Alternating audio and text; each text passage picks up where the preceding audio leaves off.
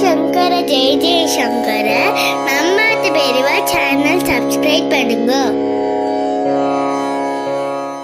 ஹரஹர சங்கர ஜெய ஜெய சங்கர. ஸ்ரீ மகா பெரியவா சரணம். நம்மாத்து பெரியவா யூடியூப் சேனலில் அறிவோம் ஆன்மீகம் அப்படின்ற பகுதியின் மூலமாக நம்ம நிறைய ஆன்மீக தகவல்கள் தெரிஞ்சுக்கிறோம்.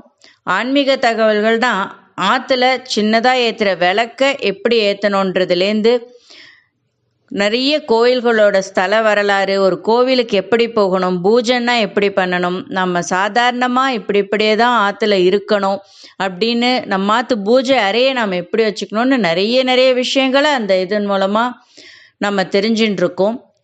அந்த மாதிரி நம்ம தமிழ்நாட்டில் இருக்கிற ஏகப்பட்ட ஆலயங்கள் ஒரு சிறப்பு மிக்கதாக இருக்குது. எப்படின்னு பார்த்தீங்கன்னா, அந்த ஆலயத்தோட வழியாக வர மரபுகள், இல்லைன்னா அங்கே பண்ணுற வினோதமான நைவேத்தியங்கள், இல்லை அந்த ஆலயத்தோட கட்டிடக்கலைகள், இப்படி ஒன்னொன்றுத்துலேயும் பல அற்புதங்கள் இருக்குது. அதில் ஒரு சில ஆலயங்களில் இருக்கிற அந்த அற்புதங்களையும் அதிசயங்களையும் இப்போ ஒரு தொகுப்பாக நாம் பார்க்க போகிறோம். சில கோவில்களில் பகவானுக்கு பண்ணுற நெய்வேத்தியமே ரொம்ப விசேஷமாக வியப்பாக இருக்குது. பொதுவாக சிவாலயங்கள் எல்லாமே ஒரு சின்ன அதிசயத்தோடு தான் இருக்கும் தமிழ்நாட்டில். அதை நம்ம நுணுக்கமாக பார்த்தா தான் நமக்கு தெரியும். அந்த மாதிரி இந்த தடவை நம்ம பார்க்க போகிறது தஞ்சாவூர் திட்டையில் இருக்கிற வசிஷ்டேஸ்வரர் கோவில். அப்படி என்ன இந்த கோவிலில் அதிசயம்னு பார்க்குறீங்களா? பொதுவாக சிவன்னாலே என்ன, அவர் ஒரு அபிஷேக பிரியர். அவருக்கு நித்தியமும் அபிஷேகம் மட்டும்தான் தேவை. நீங்கள் எவ்வளோ ஜலத்தை கொட்டின்டே இருந்தாலும் அவர் சந்தோஷப்படுவார். அவர் ஒரு அபிஷேக பிரியர்.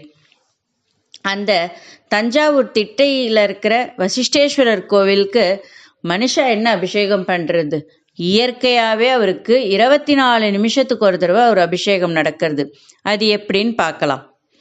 இந்த ஆலயத்தோட மூலவர் மீது இயற்கையாக அபிஷேகம் நடக்கிறதுக்கு காரணம், அந்த மூலவர் சன்னதியின் மேலே அமைஞ்சிருக்கிற விமானம் அது சந்திரகாந்த கற்களால் கட்டப்பட்டதா தல வரலாறு சொல்கிறது.